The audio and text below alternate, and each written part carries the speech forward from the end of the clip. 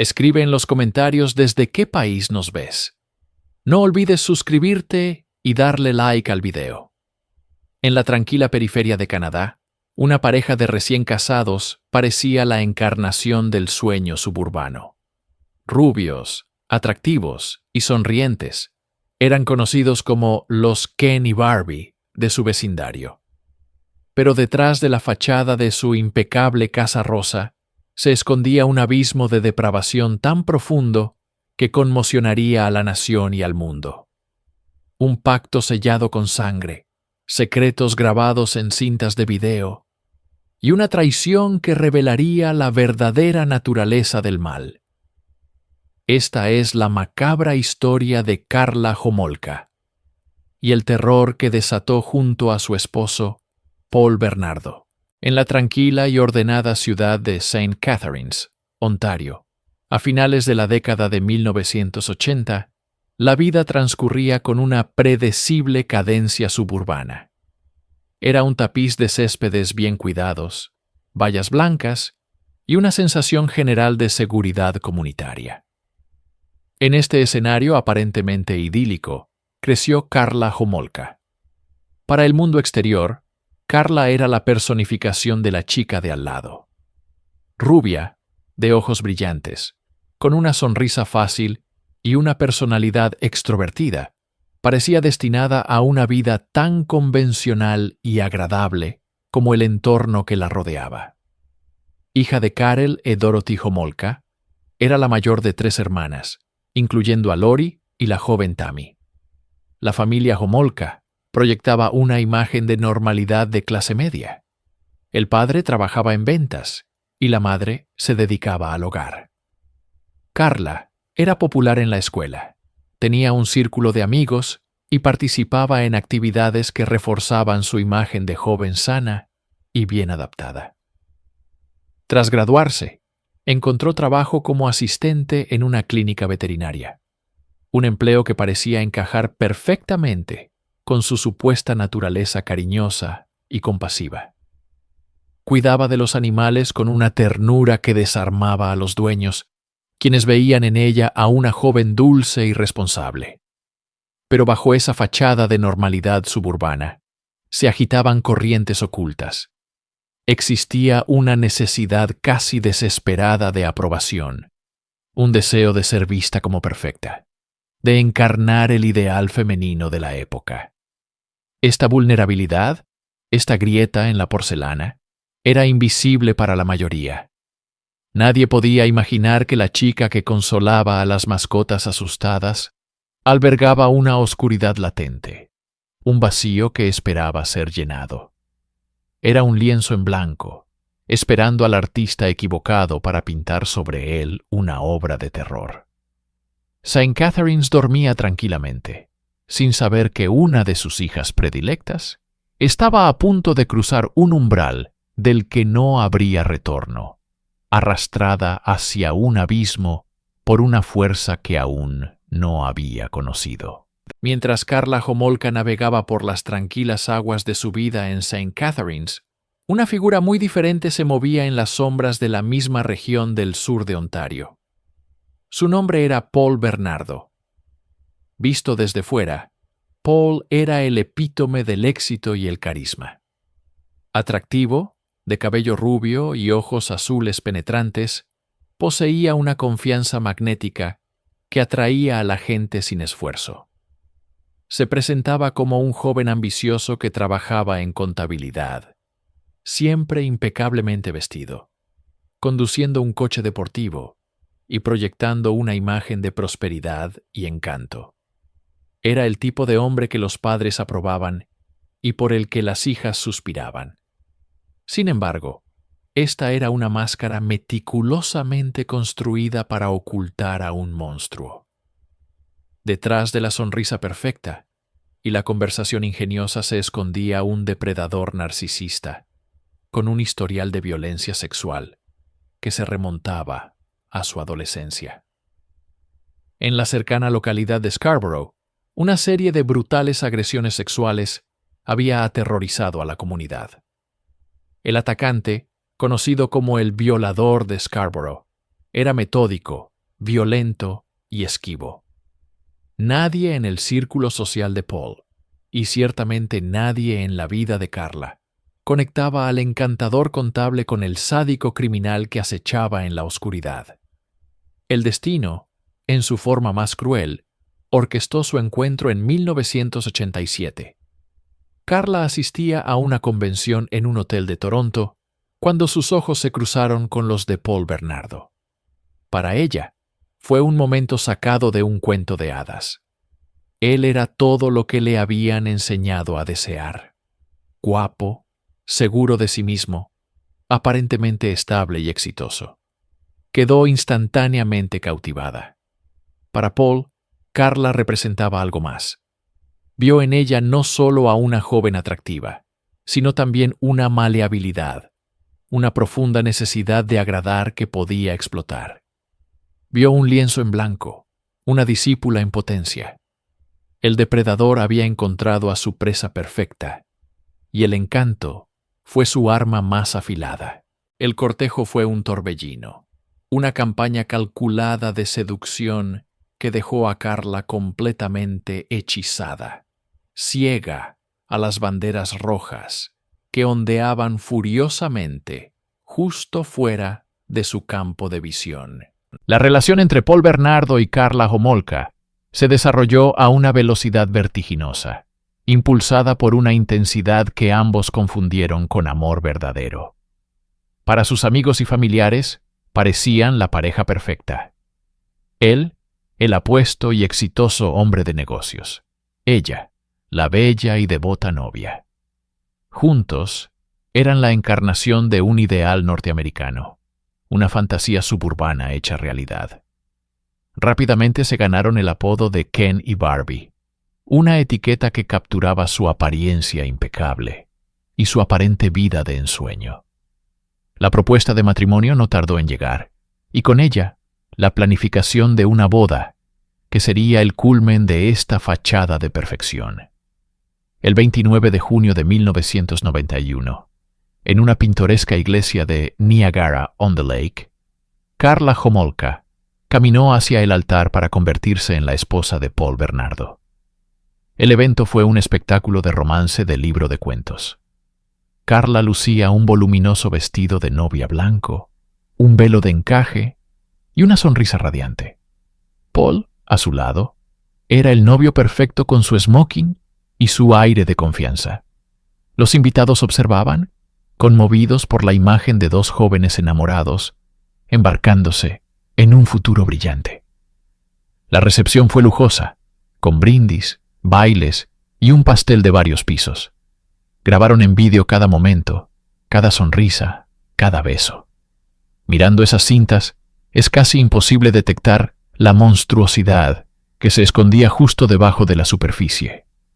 Pero la verdad era que la boda no era el comienzo de una vida feliz, sino la consagración de una alianza profana.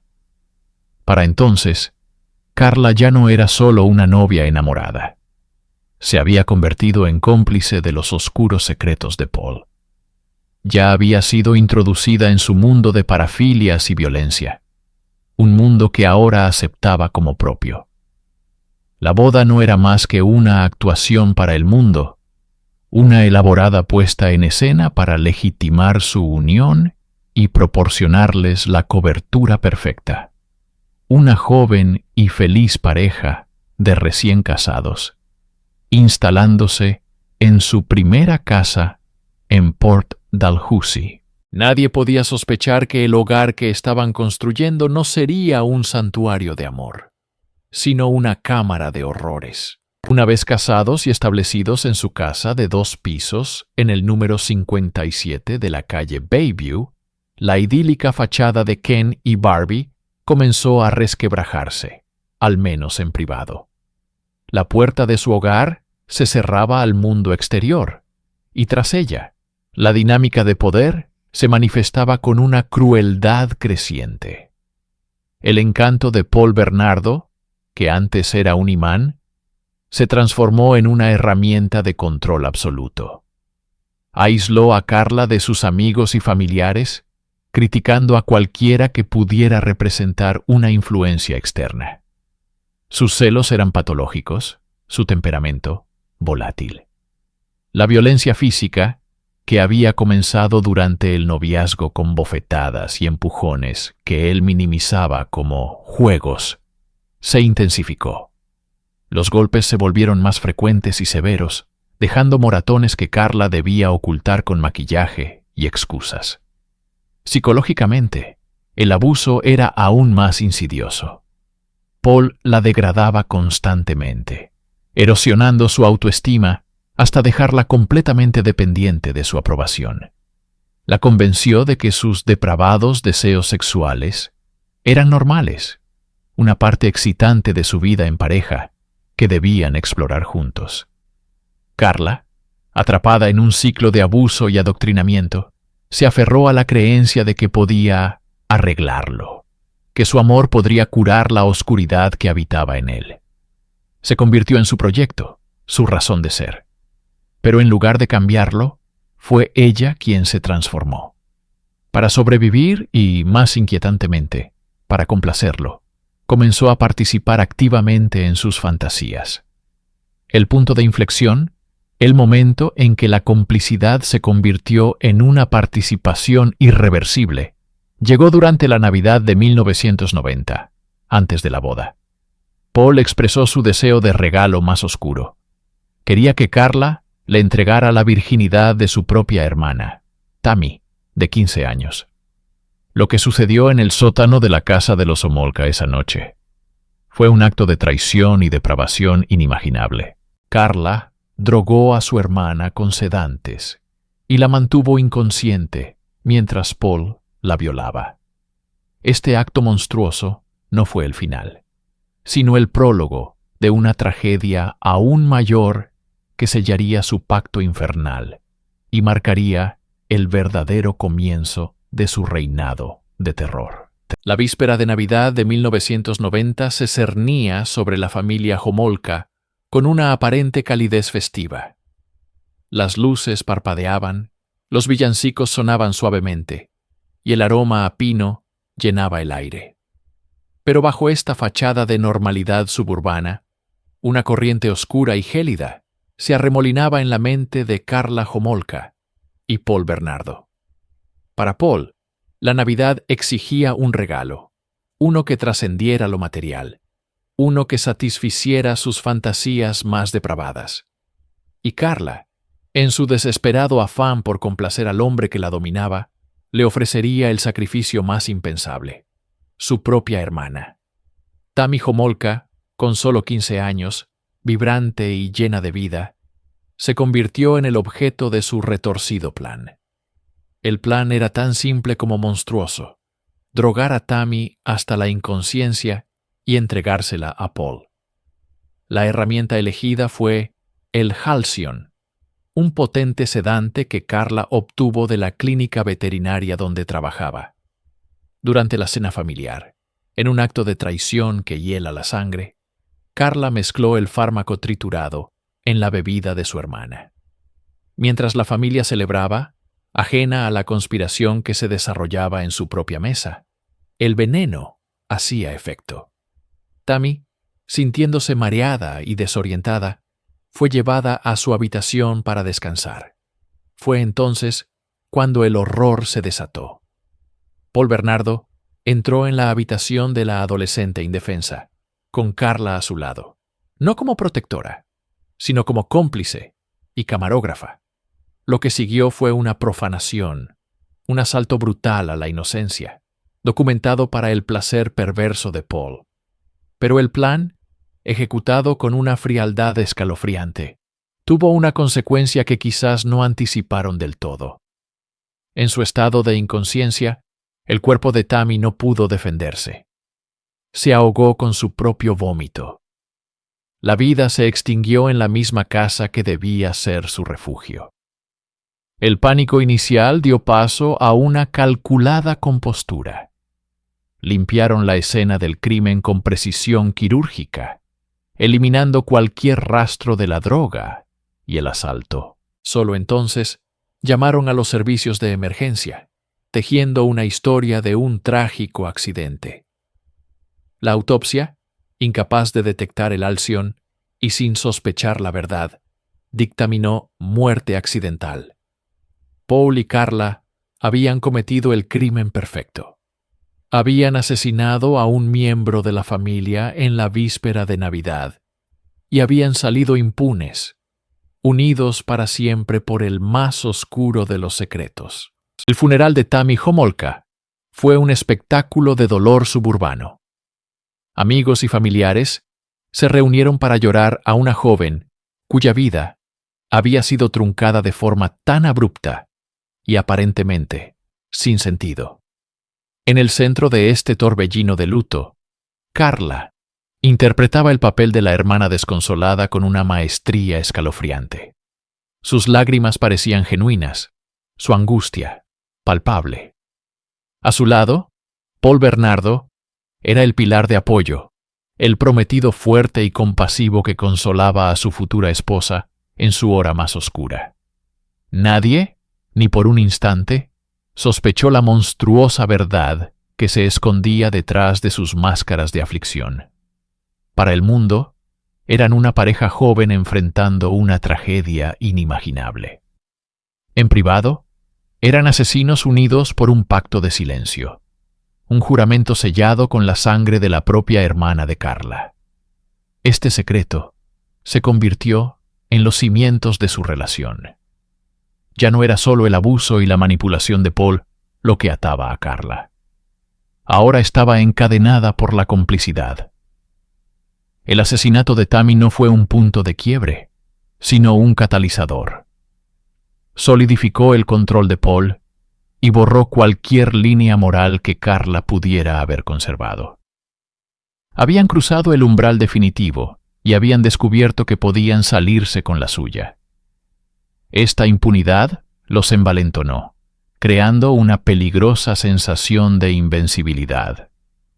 La dinámica de su relación se transformó en una folie à deux, una locura compartida donde sus peores impulsos se alimentaban y magnificaban mutuamente. Con la sombra de Tammy cerniéndose sobre ellos, continuaron con sus planes de boda, como si nada hubiera ocurrido. El 29 de junio de 1991, menos de 7 meses después de asesinar a su hermana, Carla Homolka caminó hacia el altar vestida de blanco para casarse con Paul Bernardo. La ceremonia fue una farsa grotesca.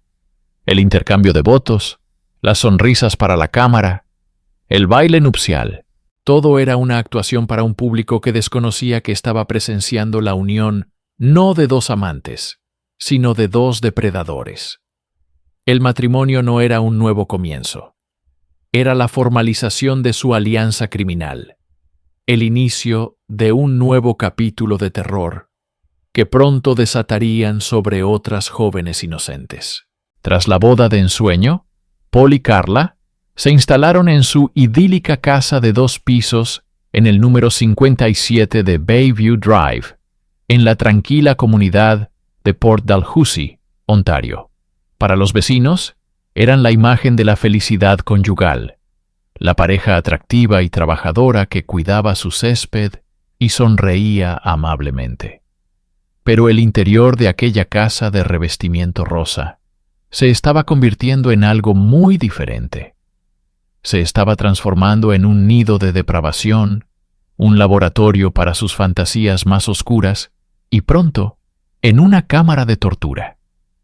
El legado más tangible y perturbador de su crimen era una colección de cintas de vídeo. Paul se obsesionó con la grabación del asalto y la muerte de Tammy. La reproducía una y otra vez, no con remordimiento, sino con un orgullo perverso, reviviendo su acto de dominio absoluto. Para él, la cinta era un trofeo, la prueba definitiva de su poder. Para Carla, era una forma de tortura psicológica incesante. Cada reproducción era un recordatorio brutal de su traición, de la vida que ayudó a extinguir. La cinta se convirtió en el arma definitiva de Paul para controlarla. Una amenaza constante de que, si alguna vez pensaba en dejarlo o en hablar, el mundo vería la monstruosidad en la que se había convertido. Atrapada en este ciclo de abuso y culpa, la psique de Carla se erosionaba día a día. ¿Era una prisionera aterrorizada o una participante adormecida por el horror? La línea se volvía cada vez más borrosa. La sombra de Tammy no los detuvo. Por el contrario, los impulsó. Haberse salido con la suya en un crimen tan atroz les confirmó que eran superiores, que las reglas de la sociedad no se aplicaban a ellos. Sus fantasías, que antes se centraban en Carla y su hermana, comenzaron a expandirse. Empezaron a hablar de otras chicas, de extrañas. Comenzaron a planificar, a perfilar a su próxima víctima. La casa de Bayview Drive, con su apariencia inofensiva, se estaba preparando para recibir nuevos horrores. La calma que envolvía a la joven pareja era solo la quietud que precede a la tormenta más violenta. El 14 de junio de 1991, a solo 2 semanas de su primer aniversario de bodas, la alianza criminal de Paul y Carla dio su siguiente paso fatal. La fachada de normalidad se desvaneció en la oscuridad de la noche, revelando a los depredadores que acechaban debajo. Su objetivo esa noche era Leslie Mahaffey, una estudiante de 14 años de la cercana Burlington. Leslie volvía a casa después de asistir al velatorio de un amigo. Estaba sola, vulnerable, inmersa en su propio duelo adolescente, sin saber que se encontraba en la mira de un mal mucho más inmediato y tangible. El método de caza de la pareja era diabólicamente efectivo. Paul se detuvo junto a ella, fingiendo estar perdido y pidiendo indicaciones. Carla, sentada en el asiento del pasajero, ofrecía una sonrisa tranquilizadora. La presencia de una mujer disipaba cualquier temor que Leslie pudiera haber sentido. Era una trampa perfecta. La pareja servicial ofreciendo ayuda. En el instante en que Leslie se acercó al coche, la farsa terminó. Fue arrastrada al interior del vehículo y llevada a la casa de Bayview Drive. Lo que Leslie soportó durante las siguientes 24 horas desafía la comprensión humana. Fue un descenso a un infierno personal, orquestado por sus 2 captores. Fue sometida a repetidos y brutales asaltos sexuales, a torturas físicas y a una humillación psicológica insoportable. Y como siempre, la cámara de vídeo de Paul estaba allí, registrando cada momento de su agonía, transformando su sufrimiento en un recuerdo permanente para su retorcida colección. Cuando las fantasías de Paul se agotaron, la pareja se enfrentó a una fría realidad. No podían dejarla ir. Era un testigo. Después de drogarla, Paul la estranguló, silenciando para siempre su voz. Pero el horror no terminó con su muerte. En el sótano de esa casa suburbana, llevaron a cabo el acto final de deshumanización. Usando una sierra eléctrica, desmembraron el cuerpo de Leslie. Luego, encerraron las partes de su cuerpo en bloques de hormigón, un macabro intento de borrar su existencia. El 29 de junio, los restos de Leslie Mahaffey fueron descubiertos en el lago Gibson. La comunidad quedó conmocionada, aterrorizada por la brutalidad del crimen. La policía inició una investigación masiva, pero no tenían pistas ni sospechosos. Nadie miró hacia la encantadora Casa Rosa, donde los asesinos Ken y Barbie vivían su doble vida, completamente invisibles. La noche del 14 de junio de 1991 era pesada y melancólica en Burlington, Ontario. Leslie Mahaffey, una estudiante de 14 años, regresaba a casa del velatorio de un amigo que había muerto en un accidente de coche. La tristeza del evento impregnaba el aire. Su casa, un refugio en un barrio tranquilo y seguro, estaba a solo unos pasos. Sus padres, Debbie y Dan Mahaffey, le habían dado permiso para quedarse hasta tarde, confiando en la seguridad de su comunidad. Una confianza que estaba a punto de ser irrevocablemente destrozada.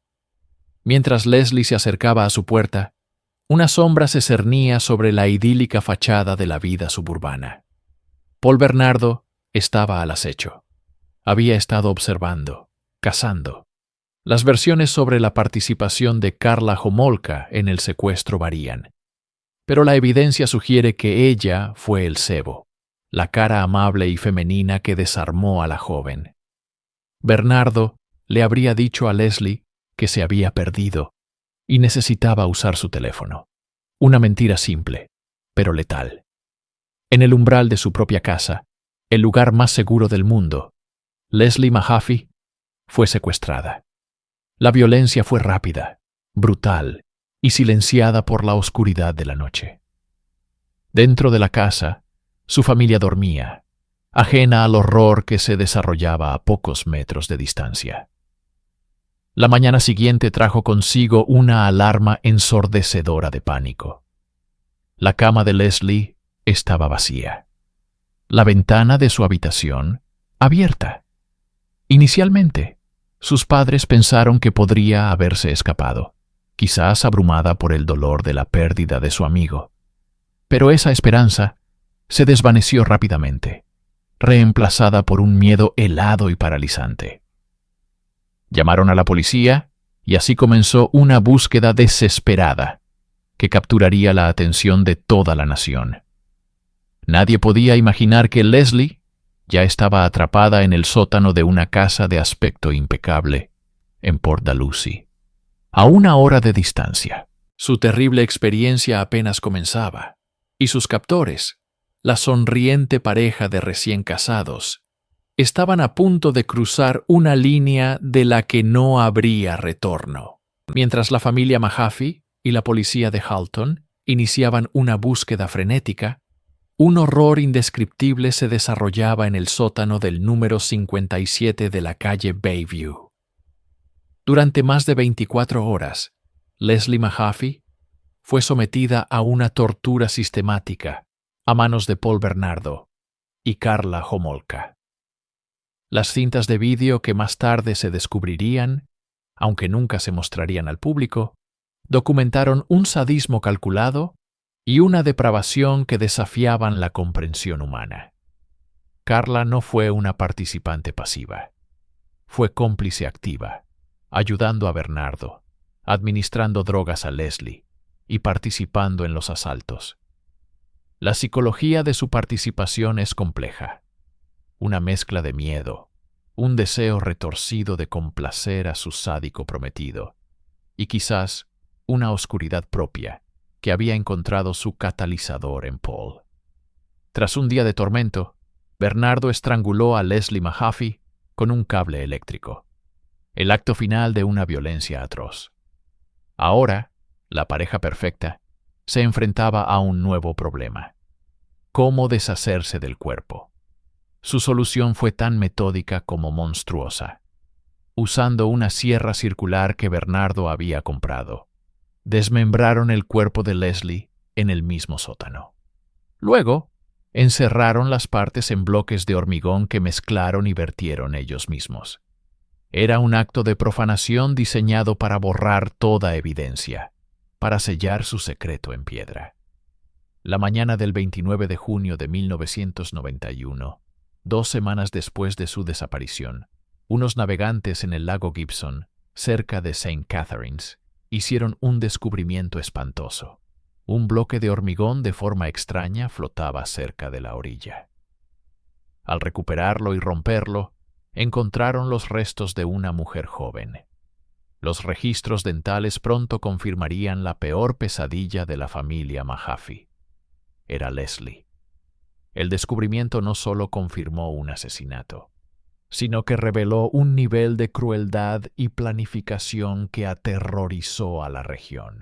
El asesino no solo mataba, borraba a sus víctimas de la existencia de la manera más macabra posible. El descubrimiento del cuerpo de Leslie Mahaffey, encerrado en hormigón, transformó el miedo latente en la región del Niágara en un pánico generalizado. La conexión entre este brutal asesinato y la serie de violaciones sin resolver atribuidas al violador de Scarborough era una posibilidad escalofriante que la policía no podía ignorar. El perfil del agresor había cambiado drásticamente. Ya no era solo un depredador sexual, sino un asesino sádico y organizado. La vida en St. Catharines y sus alrededores cambió de la noche a la mañana. La confianza se evaporó. Los padres acompañaban a sus hijos a todas partes. Se impusieron toques de queda autoimpuestos, y las calles, antes vibrantes, se vaciaban al anochecer.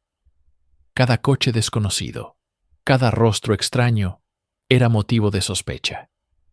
La policía estableció una fuerza de tarea masiva, la Green Ribbon Task Force, simbolizada por las cintas verdes que los ciudadanos comenzaron a usar en señal de solidaridad y esperanza.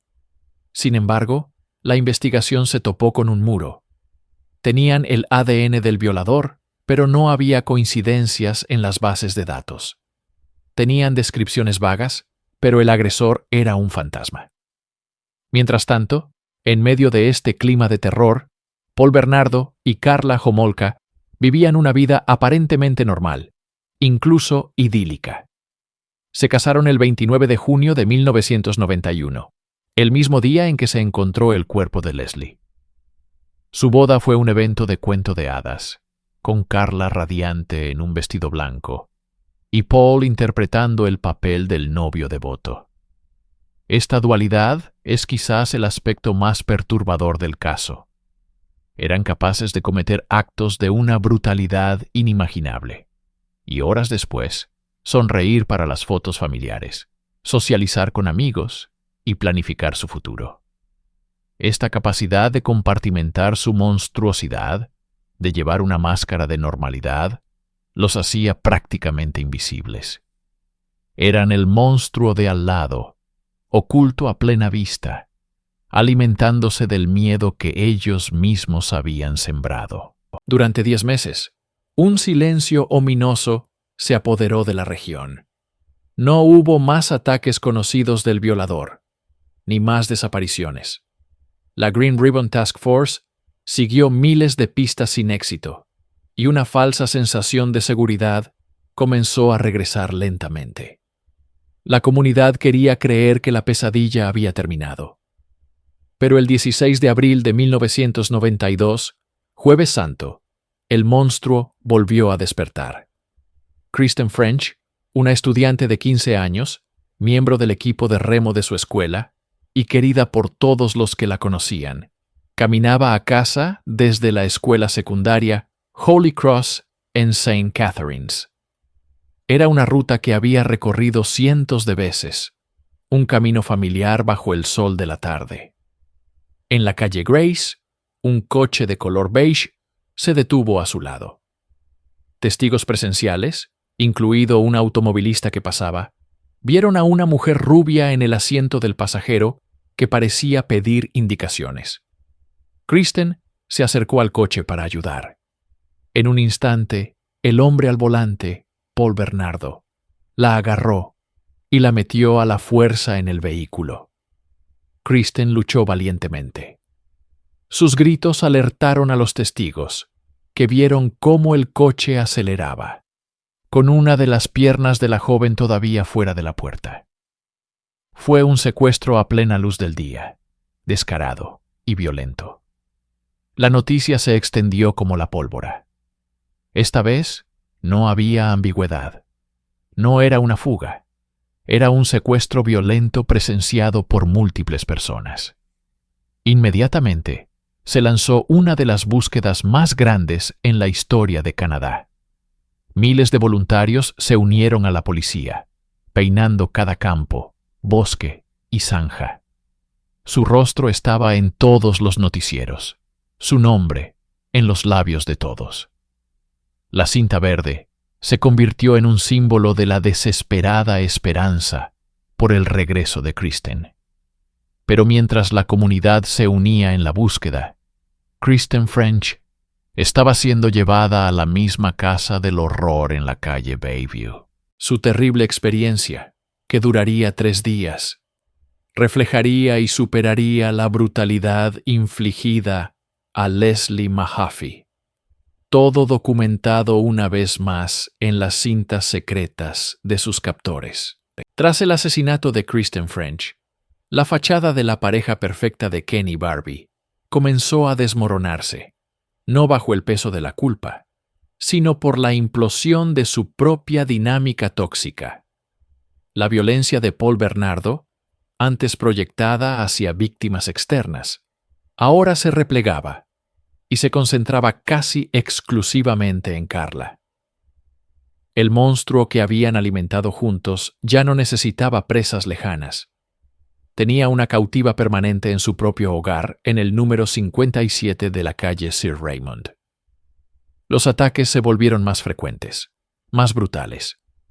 Paul la golpeaba por la más mínima provocación, o a veces, sin ninguna. La sometía a rituales de humillación que erosionaban sistemáticamente lo que quedaba de su identidad. La casa, que una vez fue el escenario de sus macabros juegos, se convirtió en la prisión personal de Carla, una celda acolchada donde cada rincón guardaba el eco de un grito o el recuerdo de un golpe. Psicológicamente, Carla estaba en un punto de quiebre. Había sido cómplice y partícipe en crímenes atroces. Pero ahora, la maquinaria de terror que ayudó a construir la estaba devorando. La línea entre perpetradora y víctima se había vuelto, en su mente, insoportablemente borrosa. Ya no era una compañera en el crimen, sino el siguiente objeto en la línea de la ira de Paul. El punto de inflexión llegó en la Navidad de 1992. Durante una reunión familiar, los Homolka vieron a Carla con un ojo morado y múltiples contusiones, marcas que ya no podía ocultar con maquillaje o excusas. Por primera vez, la familia se enfrentó a la brutal realidad de su matrimonio. La negación colectiva se hizo añicos. La llevaron al hospital, donde los médicos documentaron sus heridas. Fue un momento crucial. Por un lado, la intervención de su familia le ofreció una posible vía de escape. Por otro, la ira de Paul por esta traición alcanzó niveles aterradores. Carla comprendió una verdad helada y paralizante.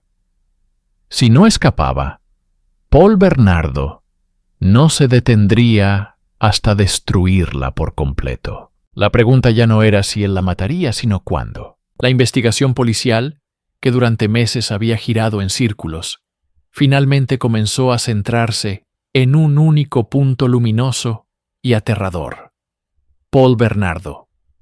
La evidencia de ADN lo vinculaba con el violador de Scarborough, y los patrones de comportamiento lo convertían en el principal sospechoso de las desapariciones de Leslie Mahaffey y Kristen French. El 17 de febrero de 1993, la policía arrestó a Paul. Poco después, Carla también fue detenida. Separada de su abusador y enfrentada a la fría realidad de un sistema de justicia, Carla Homolka tomó la decisión que definiría su legado y mancharía para siempre la justicia canadiense. Vio una oportunidad no de redención, sino de supervivencia. A través de su abogado, George Walker, comenzó a tejer una narrativa cuidadosamente construida. Se presentó como una esposa maltratada, una víctima coaccionada que había participado en los crímenes bajo una inmensa coacción y por un miedo mortal a su monstruoso marido. Era una historia plausible, dadas las evidentes heridas y el conocido historial volátil de Bernardo. La corona, la fiscalía, se enfrentaba a un dilema.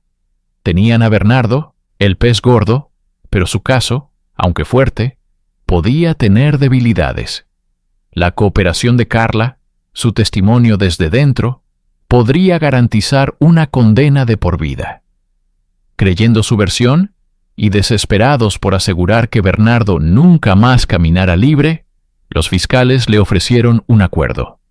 Se le conoció infamemente como el pacto con el diablo.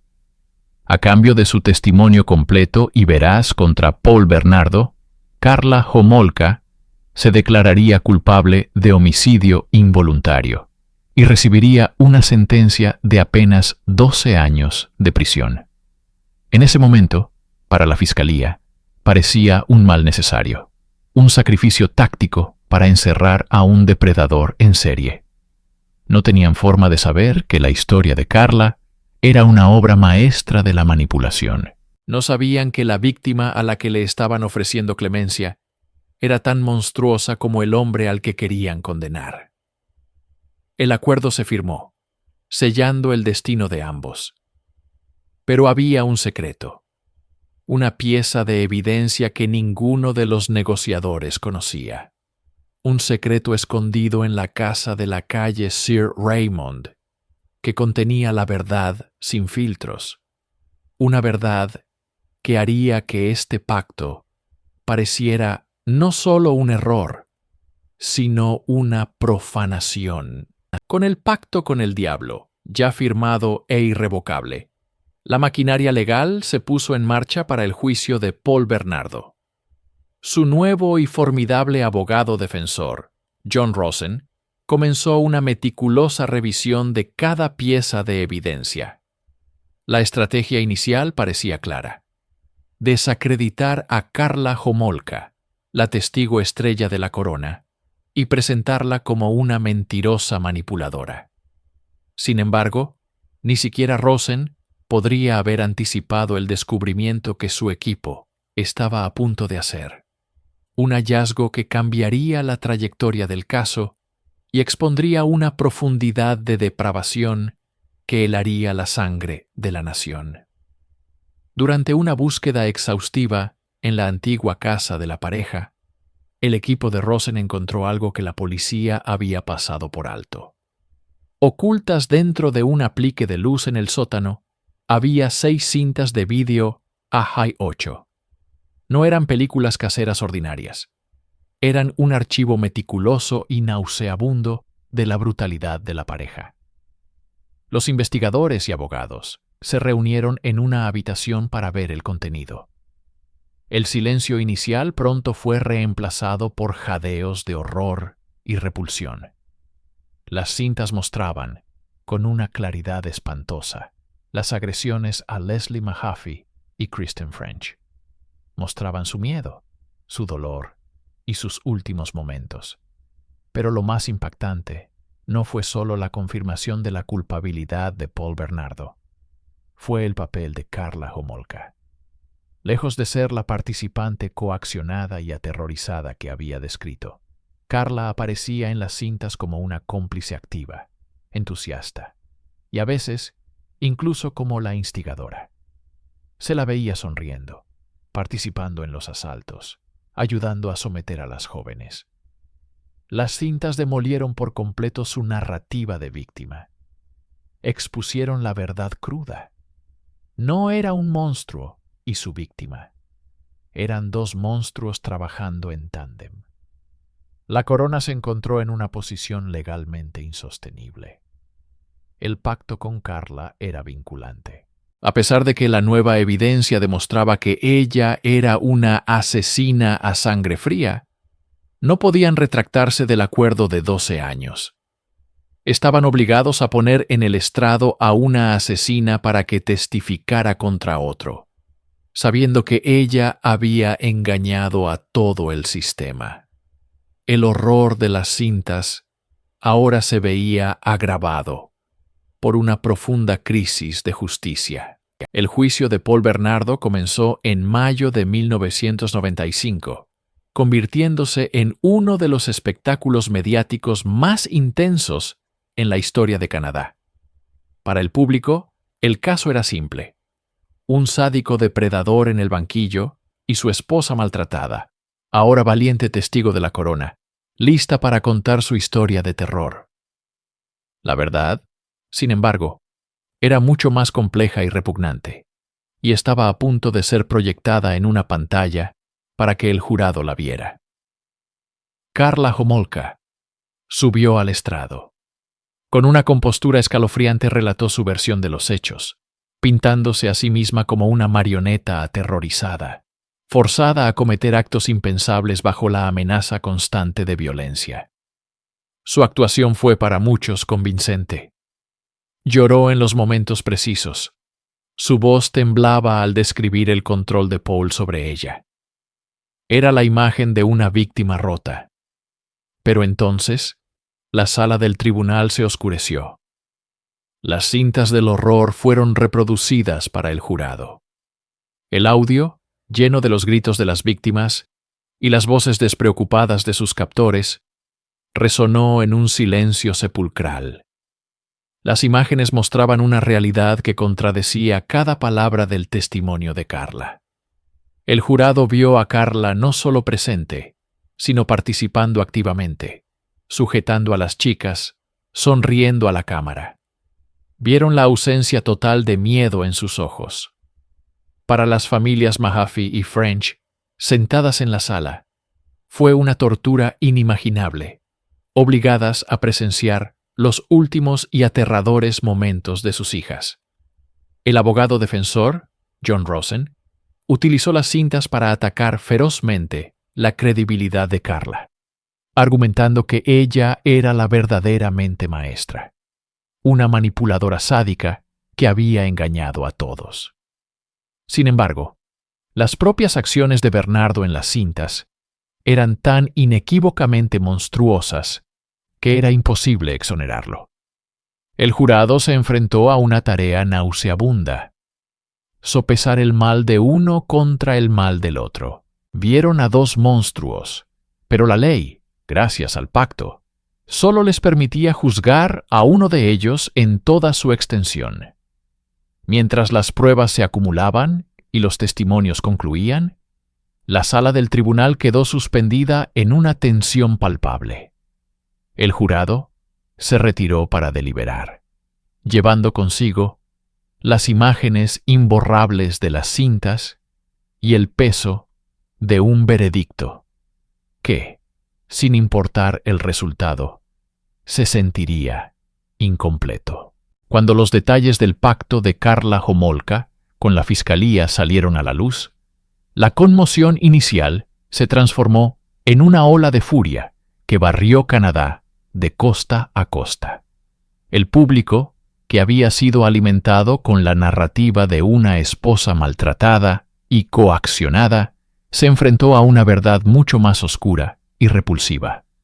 Las cintas de video, cuyo contenido se filtró a la prensa, no mostraban a una víctima aterrorizada, sino a una participante activa, a menudo sonriente, en la tortura y el asesinato de Leslie Mahaffey y Kristen French. La imagen de Carla drogando a su propia hermana Tammy, llevándola a la muerte, se convirtió en el símbolo máximo de su traición. El apodo «El pacto con el diablo» no era una hipérbole mediática. Era el sentimiento visceral de una nación que se sentía engañada por su propio sistema de justicia. Las protestas estallaron frente a los juzgados y edificios gubernamentales. Los rostros de Leslie y Kristen se convirtieron en estandartes de una injusticia monumental. Los padres de las víctimas, que habían soportado un dolor inimaginable, ahora tenían que lidiar con la amarga realidad de que una de las asesinas de sus hijas recibiría una sentencia irrisoria de 12 años a cambio de su testimonio. La confianza pública en la policía y la fiscalía se desplomó. ¿Cómo pudieron ser tan ciegos?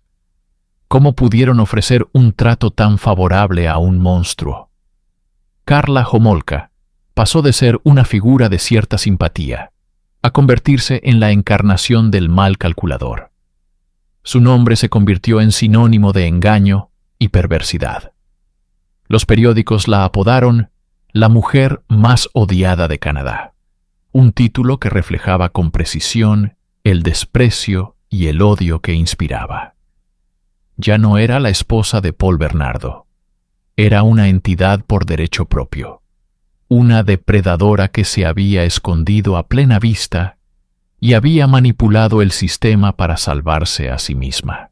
La ira no se dirigía solo a ella, sino a un sistema que parecía valorar más el testimonio de un asesino que la justicia para sus víctimas inocentes.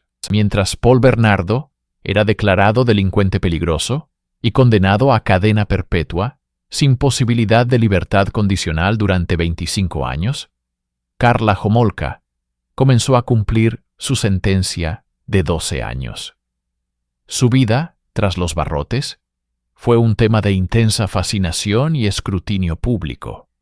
Inicialmente fue enviada a la prisión para mujeres de Kingston, una institución notoria, pero su estancia allí fue relativamente corta. La mayor parte de su condena la cumplió en la institución Joliette para mujeres, en Quebec, una prisión de seguridad media. Lejos de ser un infierno de castigo diario, los informes sugerían que Homolka se adaptó con una inquietante facilidad a la vida carcelaria. Se matriculó en cursos de psicología y sociología, obteniendo altas calificaciones. Se involucró en actividades de la prisión, tejiendo una red de relaciones con otras reclusas y, según algunos, incluso con el personal. Esta aparente normalidad era una bofetada para las familias de las víctimas y para un público que la veía como un monstruo. Las evaluaciones psicológicas realizadas durante su encarcelamiento pintaron un retrato complejo y escalofriante. Describían a una mujer con un trastorno narcisista de la personalidad, carente de empatía genuina y con una habilidad camaleónica para manipular a quienes la rodeaban. El remordimiento que mostraba era considerado superficial, una actuación calculada para cumplir con las expectativas de las juntas de libertad condicional.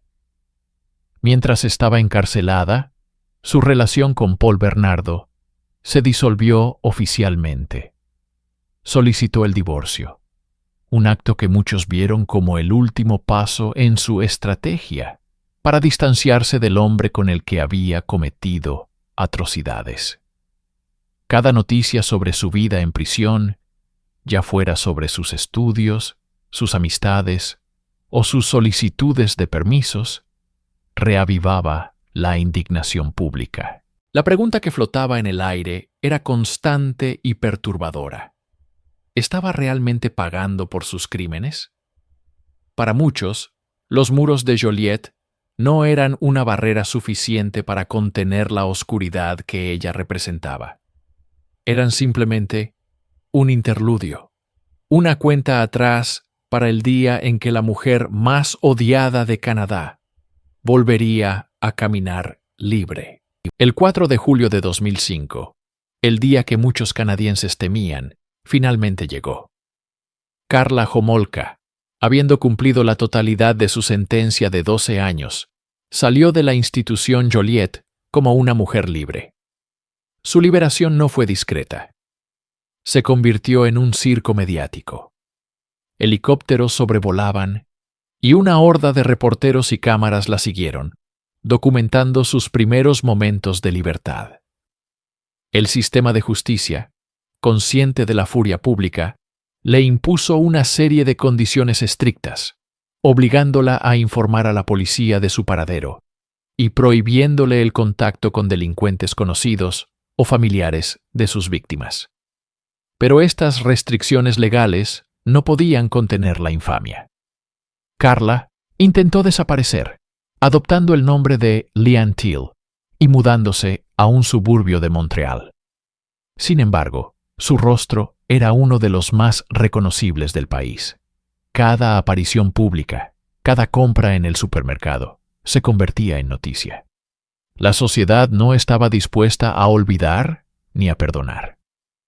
En un giro que desafiaba toda lógica para el público, Karla encontró una nueva vida. Se casó con Thierry Bordelais, el hermano de su abogada de la prisión, una mujer que la había defendido firmemente.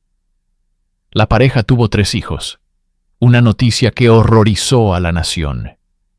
La idea de que la mujer que había participado en el abuso y asesinato de niños ahora criara a los suyos propios era una píldora imposible de tragar. La familia se mudó a Guadalupe, en el Caribe francés, en un aparente intento de escapar del constante escrutinio. Pero ni siquiera el océano pudo borrar su pasado.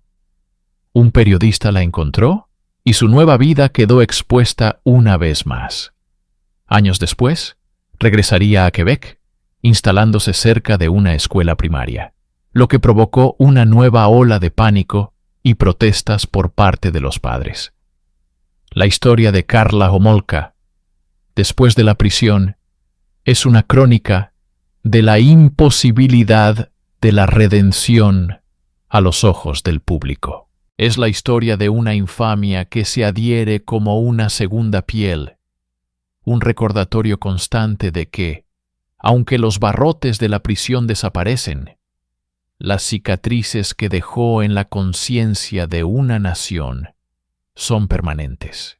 El caso de Paul Bernardo y Karla Homolka no terminó con sus sentencias ni con la liberación de ella.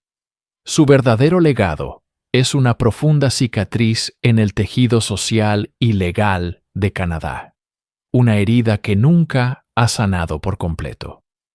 Para las familias Mahaffey y French, el dolor es un compañero perpetuo.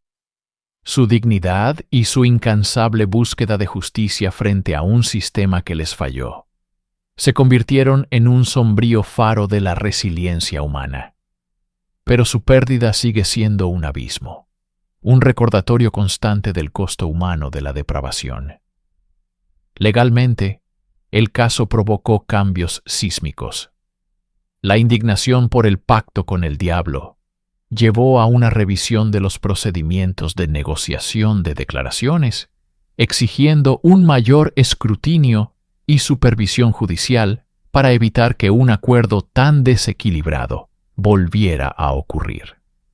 La facilidad con la que Bernardo, un depredador sexual en serie, había operado, también expuso fallas en la comunicación entre las fuerzas policiales, lo que llevó a la creación de bases de datos de delincuentes violentos, más robustas y a mejores protocolos de investigación. Psicológicamente, el caso obligó a la sociedad a confrontar la incómoda verdad de que el mal no siempre lleva un rostro monstruoso. Karla Homolka, con su apariencia de chica de al lado, destrozó el estereotipo del criminal.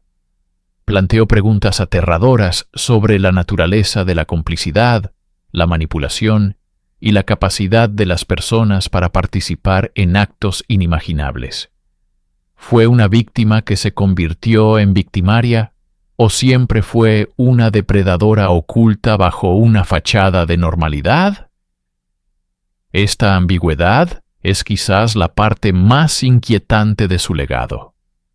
El caso Homolka Bernardo se ha convertido en una historia de advertencia, estudiada en facultades de Derecho, Criminología y Psicología. Es un monumento oscuro a las vidas de Leslie Mahaffey, Kristen French y Tammy Homolka, tres jóvenes cuyas muertes expusieron las grietas en el sistema de justicia y la aterradora oscuridad que puede acechar detrás de la puerta de al lado, dejando una marca indeleble en la psique de una nación.